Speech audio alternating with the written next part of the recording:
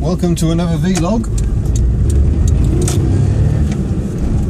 This time I'm aboard my little Perodua Nippa as I ponder the bigger questions of motoring, such as, is my old banger really rubbish for the environment and should I get an eco car? The answer to that question is stop worrying, just drive what you drive. There is simply no point replacing your car with a new car for the simple reason that building that new car will leave such a huge carbon footprint that it'll just take forever for you to actually deliver any benefit to the environment. I did quite a lot of investigating on this one, looked at a lot of numbers. That's why I'm wearing my investigating hat.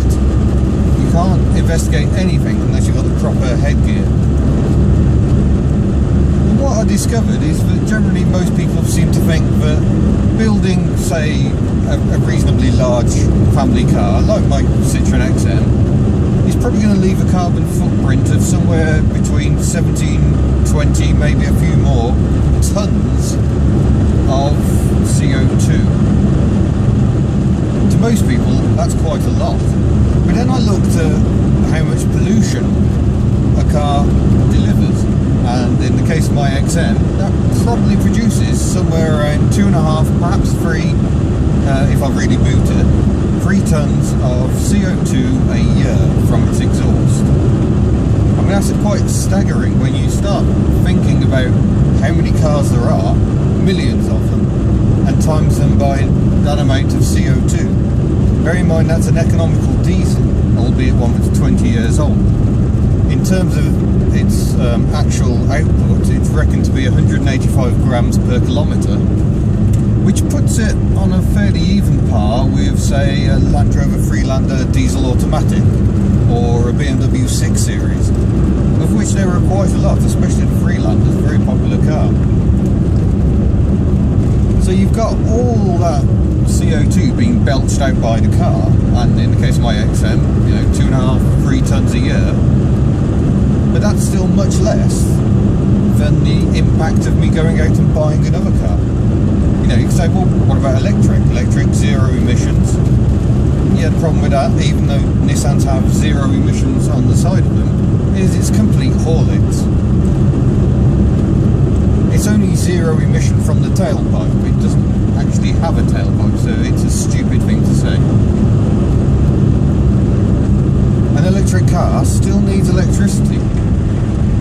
Now, as I discovered, there are an awful lot of sums out there, and a lot of them are very confusing and your head gets into complete knots, especially if, like me, you're not very good with numbers.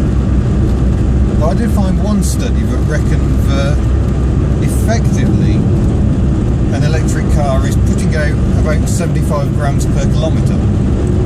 That's a UK figure, because obviously some of our electricity is from renewable sources, some from nuclear, but we still have some from fossil fuels. So that's like an average figure across the UK for an average electric car.